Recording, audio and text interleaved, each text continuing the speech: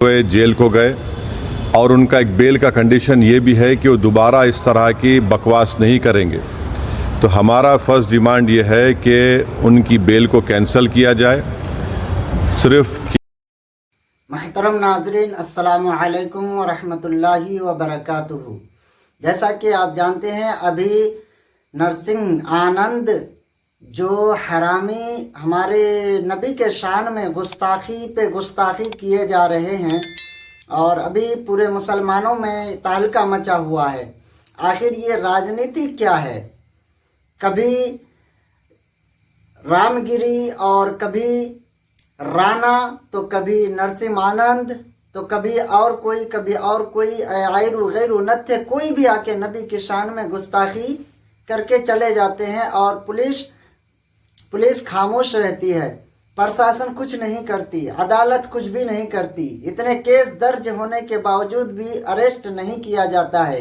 लेकिन आज हैदराबाद में असदुद्दीन अवैसी साहब के साथ उनके तमाम एमएलए और कमिश्नर हैदराबाद के उनके साथ में जो मीटिंग हुई, उस मीटिंग में क्या बातचीत हुई, जो रिपोर्ट दर्ज की गई थी उस रिपोर्ट के मामले में क्या तय हुई, आज ये सारी बातें इस वीडियो में जानने मिलेगा।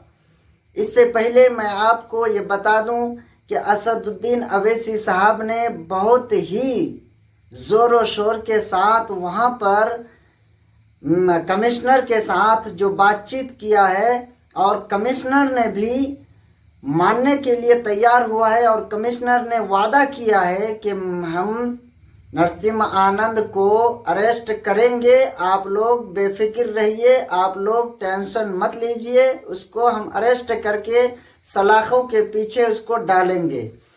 तो क्या है पूरा मामला, जानते हैं इस वीडियो क्लिप से। आप चैनल को सब्सक्राइब नहीं किए हैं तो सब्सक्राइब करें और वीडियो को शेयर कर दें, लाइक और कमेंट ज़रूर करें।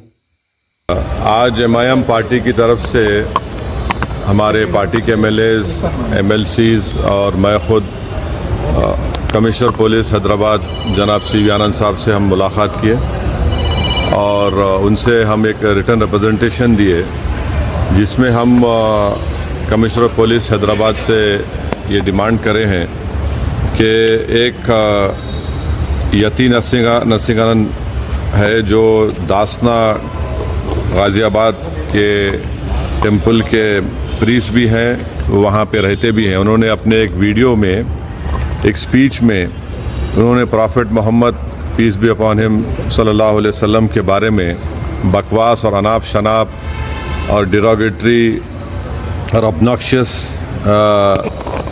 लैंग्वेज और हाईली कंडेमनेबल अल्फाज का इस्तेमाल किया प्रॉफेट मोहम्मद सल्लल्लाहु अलैहि वसल्लम के बारे में। उसमें मैं पूरा पढ़ के सुनाना मैं ज़रूरी नहीं समझता हूँ, मगर जो गंदगी और बेहूदगी की किस्म की जो बातें उन्होंने की है, जिसमें उन्होंने कहा कि मैं हिंदुओं से अपील करता हूँ कि दशहरा के दिन आप जो है प्रॉफेट मोहम्मद सल्लल्लाहु अलैहि वसल्लम के एफिजी बनाकर आप उसको बंद करिए। उसमें और दूसरे 4-5 चीज़ें भी हैं जो मैं नहीं समझता कि दोहरा सकता हूँ मैं यहाँ पर, मगर हम अपने रिटर्न रिप्रेजेंटेशन में लिख कर दिए, इसलिए लिख कर दिए ताकि जो उनका कंटेंट है स्पीच का वो पुलिस को मालूम हो सके। आप लोग जानते हैं कि ये यती नरसिंह आनंद इससे पहले भी हेट स्पीच में अरेस्ट हुए, जेल को गए और उनका एक बेल का कंडीशन ये भी है कि वो दोबारा इस तरह की बकवास नहीं करेंगे। तो हमारा फर्स्ट डिमांड ये है कि उनकी बेल को कैंसिल किया जाए। सिर्फ केस रजिस्टर नहीं होना चाहिए बल्कि उनको अरेस्ट होना चाहिए। और हम लोग हमारे रिप्रेजेंटेशन में सुप्रीम कोर्ट के उस जजमेंट का कोटेशन भी दिए जो सुप्रीम कोर्ट ने, honourable supreme court division bench ने सिविल नंबर 943/2021 में कहा कि सुप्रीम कोर्ट ने कहा कि सो मोटो एक्शन लेना जब कभी कोई हेट स्पीच देता। दूसरा, सुप्रीम कोर्ट ने कहा कि any hesitation to act in accordance with this direction will be viewed as contempt of this court and appropriate action will be taken against the erring officers. तो हम ये judgement का भी हवाला कमिश्नर पुलिस हैदराबाद को दिए। हम उम्मीद करते हैं कि इमीडिएटली एक्शन लिया जाएगा और हम सीपी से हमारे रिप्रेजेंटेशन पर कमिश्नर पुलिस ने हैदराबाद साइबर सेल के सीनियर मोस्ट ऑफिसर को ये ऑर्डर्स दिया है कि साइबर सेल में उसका केस रजिस्टर करे। और हम उनसे ये भी रिक्वेस्ट की है कि जितने सोशल मीडिया प्लेटफॉर्म पर ये जो बकवास और बेहूदगी और जो गंदगी की ज़बान इस शख्स ने इस्तेमाल की हमारे रसूल सल्लल्लाहु अलैहि वसल्लम के ख़िलाफ़, उसको हटाया जाए। तो उन्होंने कहा कि वो सोशल मीडिया प्लेटफॉर्म को भी वहाँ पर जो उनका प्रोसीजर है उसके तहत उनको बताएंगे, चाहे वो यूट्यूब हो, जो भी फेसबुक हो, जो भी सोशल मीडिया हो, ताकि हम ये नहीं चाहते कि इनकी ये गंदगी के अल्फाज लोग सुनकर उनको एक ज़हनी और क़ल्बी तकलीफ़ भी हो रही है। और तो हम उम्मीद करते कि वो भी होगा।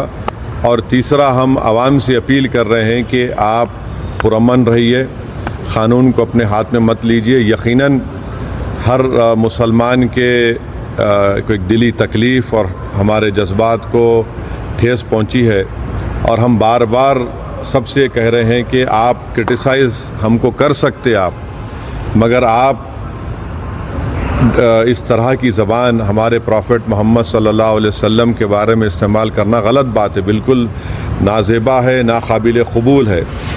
इसलिए कि इस्लाम का जो दिल है वो प्रॉफिट मोहम्मद सल्लल्लाहु अलैहि वसल्लम है।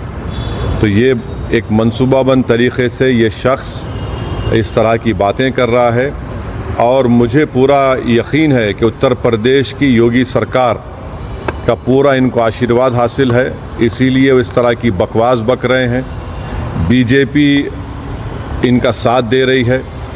और अगर कल कोई लखनऊ में योगी आदित्यनाथ या फिर प्राइम मिनिस्टर मोदी का अगर कोई एफिजी जलाने की बात करता है तो उस पर फ़ौरन उसके घर पे पुलिस चली जाती, और अगर कोई एफिजी लेके आता तो पुलिस उसको अरेस्ट करती और बुलडोज़र भी इस्तेमाल होता। आखिर क्यों योगी आदित्यनाथ की सरकार और क्यों बीजेपी इस शख्स को कंडेम क्यों नहीं कर रही है, जब ये एक सिमिलर केस में जेल को जाके आ चुका है? उसको अरेस्ट भी नहीं कर रहे आप, उसको उल्टा बचा रहे हैं। तो इससे साफ जाहिर होता है कि उत्तर प्रदेश की योगी सरकार और बीजेपी इनका सपोर्ट कर रही है। हम प्राइम मिनिस्टर से इस बात का डिमांड करते हैं कि प्राइम मिनिस्टर जो सबका साथ, सबका विकास, सबका विश्वास की बात करते हैं, तो उनकी सरकार को ये चाहिए कि वो उत्तर प्रदेश में आपकी हुकूमत है, आप फ़ौरन इस शख्स को गिरफ़्तार करिए। और साथ ही साथ कल एक और वीडियो ये यति नरसिंहानंद का, उनके एक साथी का आया कि वो ये धमकी दे रहे हैं कि वो ना सिर्फ प्रॉफिट मोहम्मद सल्लल्लाहु अलैहि वसल्लम के नाउज़ुबिल्लाह एफिजी को बंद करेंगे बल्कि हज़रत अली के एफिजी को बंद करेंगे। ये क्या कर रहे हैं लोग? आखिर आप क्या करना चाह रहे हैं? क्या भारत में क्या आप मसले मसाइल पैदा करना चाह रहे हैं? तो इसलिए ज़रूरी है कि इन लोगों पर फ़ौरन एक्शन लिया जाए। हम तो यहाँ पर आज हमारा रिप्रेजेंटेशन देकर आए हैं और उनके ऊपर यहाँ पर केस रजिस्टर भी होगा। और हम सीपी से रिक्वेस्ट किए कि आप टीम भिजाइए, हैदराबाद की पुलिस को भिजाकर इनको सिर्फ केस रजिस्टर मत करिए बल्कि इनको अरेस्ट करके लेकर आइए। और बीएनएसएस के सेक्शंस हैं, उस सेक्शंस